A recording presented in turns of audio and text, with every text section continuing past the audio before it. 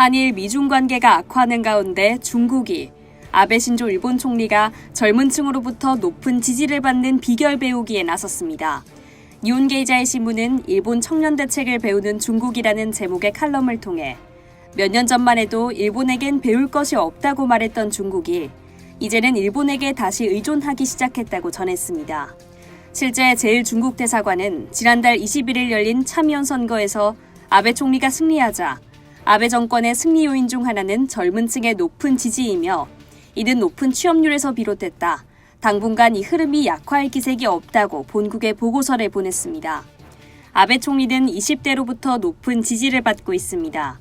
지난 6월 말 니혼게이자의 신문이 실시한 여론조사를 보면 60대 이상 유권자의 아베 정권 지지율은 49%였는데 20대 유권자의 지지율은 이보다 훨씬 높은 70%에 달했습니다.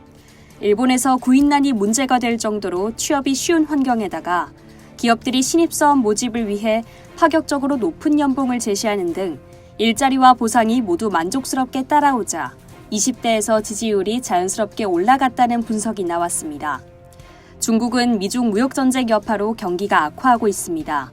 게다가 올해는 중국 대졸자가 사상 최대인 834만 명을 기록할 예정인 만큼 취업난 해소가 중국 지도부의 가장 큰 과제가 됐습니다. 현재 실업률 5% 초반을 기록 중인 중국은 실업률을 낮추기 위해 지난 5월에는 고용안정 정책을 총괄하는 취업공작 영도소조를 출범하기도 했습니다. 니케이는 중국 정부 관계자 사이에서 향후 경제운영 지표는 국내 총생산보다 취업률을 중시해야 한다는 목소리도 나오고 있다면서 중국 지도부가 젊은 층의 취업난을 해소해 불만을 제거하고 정권의 구심력을 잡기 위해 아베 총리의 선거 승리 비결을 배우는 것이라고 설명했습니다.